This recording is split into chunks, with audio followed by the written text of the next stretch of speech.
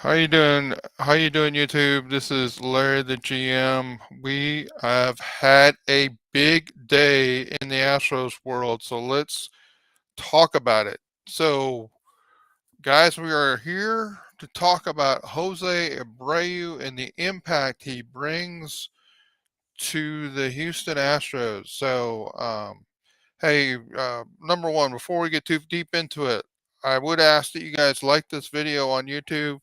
Um, subscribe, subscribe to the site. Subscribe to the YouTube channel, and subscribe to the site. Enjoy the articles on the site. So, guys, hey, please come join me there. So, here we're going to talk about Jose Abreu. Let me kind of blow this up so you guys can see it even better. Um, So today, big news came out. Bob Nightingale this morning had put out a tweet saying, "Hey, this is happening with the Astros and Jose Abreu." And then throughout the day, or within a couple hours, we heard that the deal was official or was done. I guess it hasn't been officially announced on the Astros website yet, but we're getting to get there. So here we go. The Astros are getting younger at first base. So let's enjoy that for a minute. They're going from a guy who was going to be in his 39-year season to a guy who's going to be in his 36-year season. So that's actually a reason. You guys want to hold me accountable. I said that I really didn't want Jose Abreu as an Astro because I'm, I just didn't want to go relive another 36-year-old plus player on the Astros. But we're going to get to it. I think there's reasons to be really excited about this. And then Pablo, as you said, this is also. I mean, I think there's a side benefit. We're going to talk about Yuli a little bit through this, but there's a side benefit also. Um, that hey, I don't think Yuli's coming back. Okay, we'll get into it a little bit more. All right, so yes, apparently the deal is a 3-year deal at $19.5 million. That does have some payroll ramifications. I've looked briefly at those, but I think they, as long, well, I'll get into it. All right, so here we go. We have Abreu. We're going to have him in his contract here, 3-year deal, 36, 37, 38-year-old years. Abreu is a much better hitter than Yuli Gurriel in the last few years. And here's his stats. And I don't really expect you guys to be able to necessarily even see these numbers. Um, but let's also kind of let's talk through this playing time column, and I highlighted that. It is something that's just phenomenal as far as Jose Abreu goes. So well, I'll work backwards from 2022, 97%, 21, 94%, and the COVID short year, 100%, and in 19, 98%. That's how what Jose Abreu has played in that many games over that 4-year period. He's played in 528 games, and just for comparison, Jose Altuve played in 459. Now, some of that is load management from the managers during those times, but some of it is just like Jose Abreu is like an Iron Man at first base. He just and he also DHs, roughly 20, 15, 20% of the time as well. But Jose Abreu is a great offensive player, and he's also great at staying in the lineup. So you notice his walk rate has gone up, his strikeout rate. He had the best year on that. His ISO, a little bit of concern. His ISO was about 33% less, actually 50% less than it was the year before that. His OPS, you know, and, and that's reflecting of the power. You know, 824. That's nothing to be sad about. And his OWOBA was 361. I will say that his accuracy 73, so he was actually could have been better than his actual stats were. So And part of that may be the stadium. He played in a lot in the AL Central, where he has a lot of big stadiums. And so here we go. From a career standpoint, Abreu destroys left-handed pitchers. You see the numbers for the career: 150 WRC plus. Last year 148, year before 160. Imagine Abreu batting in um, between Alvarez and Tucker. Yes, Caleb, Yuli was an Iron Man this year, but unlike Yuli, Abreu did it with a 137 WRC plus, and Yuli did it with like an 84 or something like that. So I'll take the 137.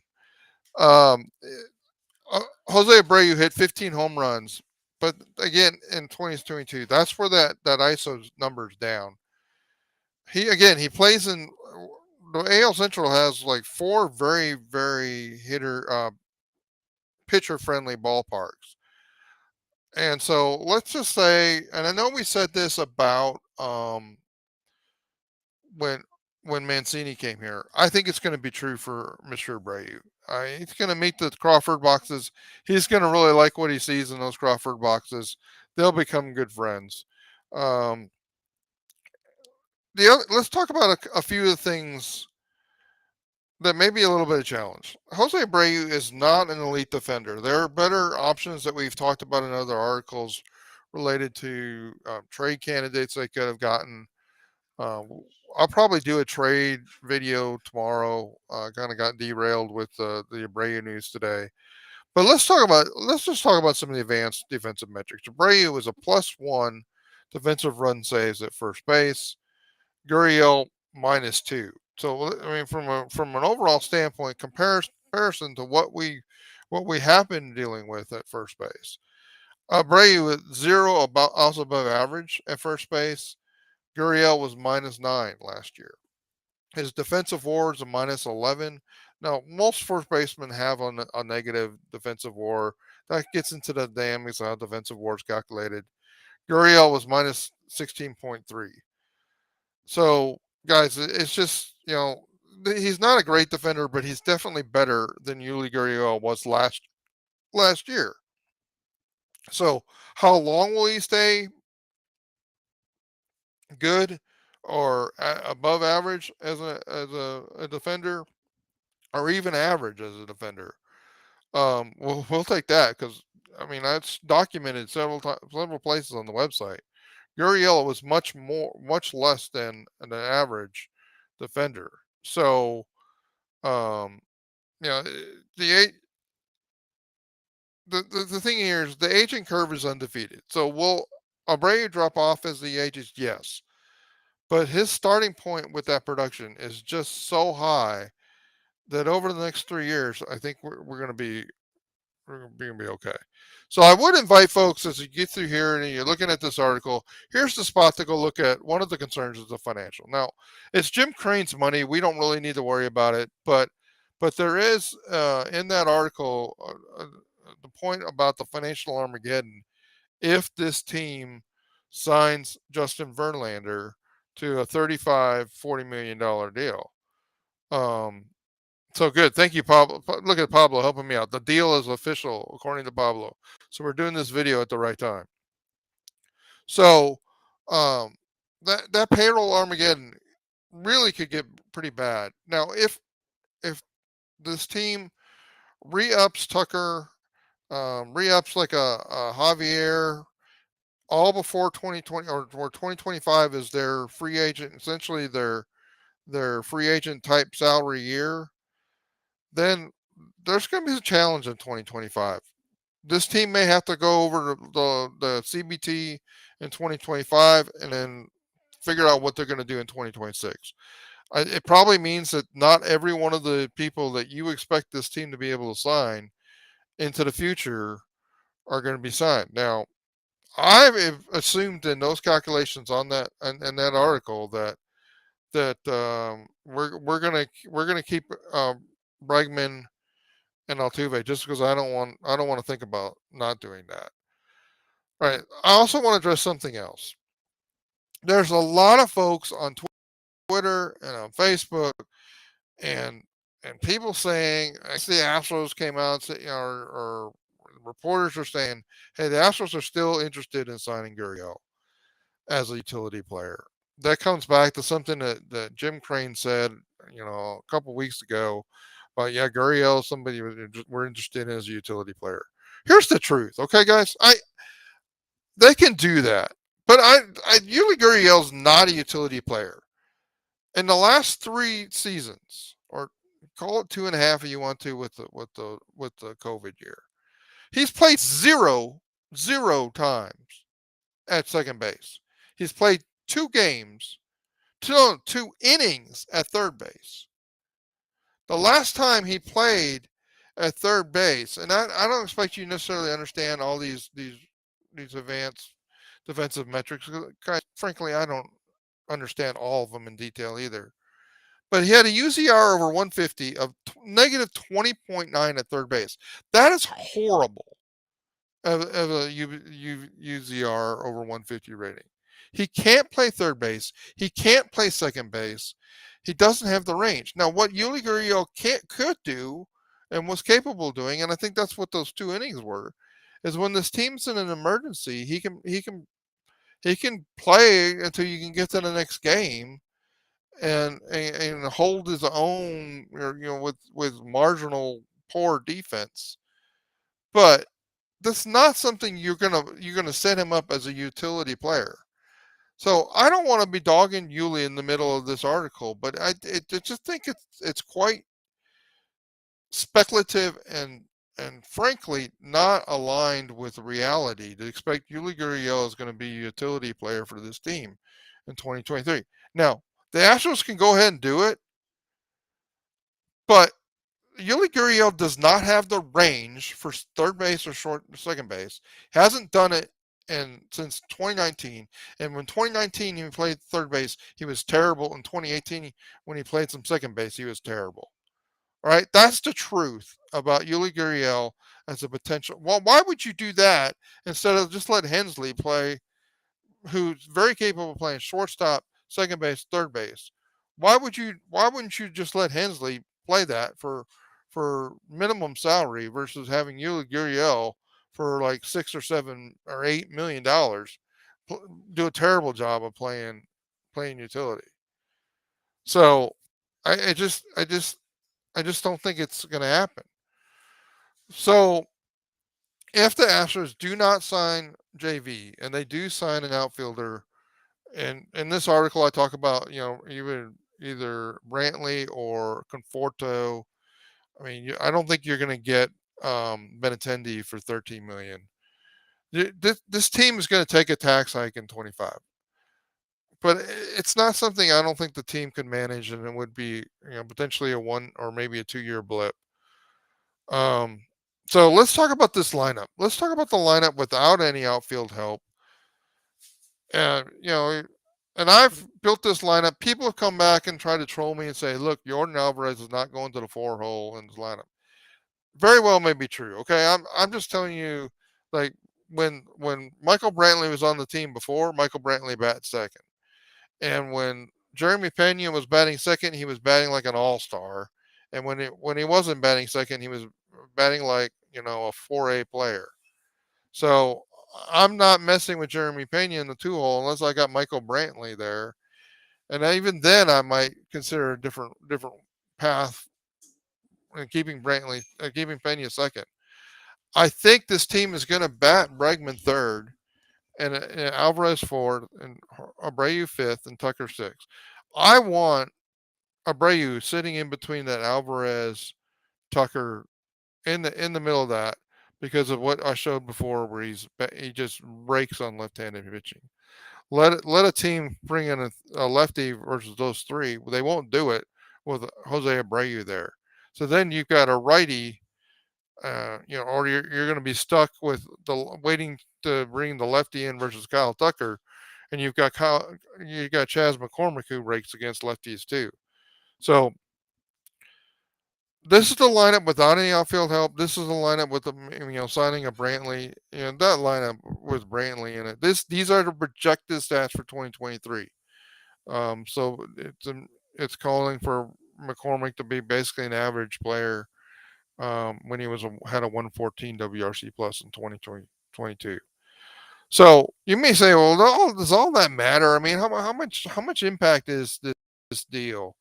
So I went to my baseball musings lineup analysis tool. I need to put the link there. I'll get that link in there. Um, and you can see that the 22 Astros who scored 4.55 runs per game are 737 for the season. Now that team should have scored more runs than it did. But if you go on what the team had before this signing, where essentially you had Maticevic getting the 400 at bats at first base, the team projects to be at 4.88 runs per game, 790 runs per season. With Abreu, that goes over to 5.02, and it's 24. That's 24 runs in a season. Now you may say, "Well, Larry, that's 24 runs." This is saying one player changing the lineup. Essentially, it's going from a 66 RBI guy to a 90 RBI guy, or 66 run guy to a 90 run guy. That's pretty significant, guys. And so if you add both Abreu and Brantley, adding Brantley is another 22 runs on that. So overall, 46 runs. The team would average the team would project to average 5.16 runs per game. That would have been second highest in the league last year. Now, full disclosure, the Dodgers were great last year at scoring runs, but this team would be just short of that. I don't know. The Dodgers aren't going to score too many runs. This team probably leads the this team with Brantley on it probably leads the league in runs scored. So that's the difference it made. Now, um, that's big. That's a big jump. 46 runs for getting both of those guys. Now, why am I assuming that the team's going to sign Michael Brantley? Well, I just think it's going to be the easiest thing for this team to do. Michael Brantley's also going to be on a short-term deal. I don't think they want another deal that's going to last 3 years or more for that 25 payroll Armageddon I'm talking about. And so I think you're gonna get a Brantley, or it could be a Conforto on a 1 year deal. I would be really interested, and they're gonna have. I know Conforto's doing workouts for teams, and so and also both Brantley and Conforto are lefties. That would bring a lot of nice balance to this line of having three lefties in it again would be really good. So that's the whole thing. So hey, I said I did not when I wrote about free agents and who I would go get, I said I didn't believe the Abreu projections. I'm still not sure I do 100% because I still think Father Time is undefeated. But I think that was a little simplistic. I dug into it a lot today. I actually like this deal if, and this is really the biggest issue, if we can keep Abreu healthy. Now, that's kind of funny because I just showed you the guy has played way more than any other Astro has in the last 4 years. So I think it's easy to see that, hey, he's been one of the most durable players for the last 4 years. Yeah, he could have a pretty significant injury in the next three, but there's nothing in his recent past that says is injury prone. So that's my overall take on Jose Abreu. I think it's a really good deal. It'll really come down to um, is he able to stay healthy? Now I will say, and I didn't write this in here, and I kind of chose not to, but the Astros probably overpaid for Jose Abreu. But that's assuming that what was projected about his market was really true. And I don't know that we know enough at this point to really say that. But 19 plus $1 million deal, for 3 years. I would love to find out that this is actually a 2 year deal with a 1 year team option, but I don't think that's the case. We'll find out the details of it soon. So, questions, guys. I know we have a few folks in the chat room. I'll put the chat overlay on. Any questions? Only caveat with Brantley as he comes back from an injury. Correct, and he hasn't really done that too well. But there's one team in this league that knows the best about Brantley's injury and his recovery. That's the Houston Astros, right? I mean, they know more about what's going on with Brantley, and I mean, it's probably a safer risk for this team to make a deal with Brantley than it is for them to um, go with Conforto, who they don't really know near as much about his true situation. And Conforto was out all year with that shoulder. So, um, I think either one of those they could get for 12, $13 million be a good option. If they want to go, you know, splurge a little bit more and put themselves in a more tenuous CBT situation, then it could be a Benintendi would be a nice option as well in left field. Okay, anything else, guys? I will give you guys another 10, 15 seconds to shoot me a message. Caleb, if you're here, Paulo's been doing a good job. Yeah, the team loves Uncle Mike, and so maybe that'll soften the blow of losing Gurriel. I mean, guys, this team could go and sign Gurriel. I'm just telling you, it's not going to be a great idea. And we already have. I mean, it would be best for Abreu to have him be able to play some DH and let a Maticevic or even a Hensley. I'm not sure Maticevic is going to be on the 13 active roster. Let Hensley play first base every once a week or once every other week. Um, this team's going to have multiple DH type players, and I don't think if you sign Brantley, he's going to have to play DH. You have Alvarez who's going to need to play some DH. You've got uh, Abreu who's going to need to play some DH. Where are you going to play Gurriel? I mean, are you are you really serious about having Gurriel play infield on second base and third base? I don't think they are, and especially a team that has Hensley available. All right, guys, I gave you enough time. I filibustered long enough for you to. Do you have any other questions? Don't see any more. That's my take on the Abreu deal. Far more positive than I was when it first came out. Far more positive than I was over the last week about the deal. I think and that's mainly due to learning and digging in more about the durability of Abreu. So really pleased to see that, and we shall see how it works with the signing a 36-year-old, but for 3 years. But guys, like, once again, please like the video, please subscribe to the channel, and thanks for your time. Have a good night. Bye bye.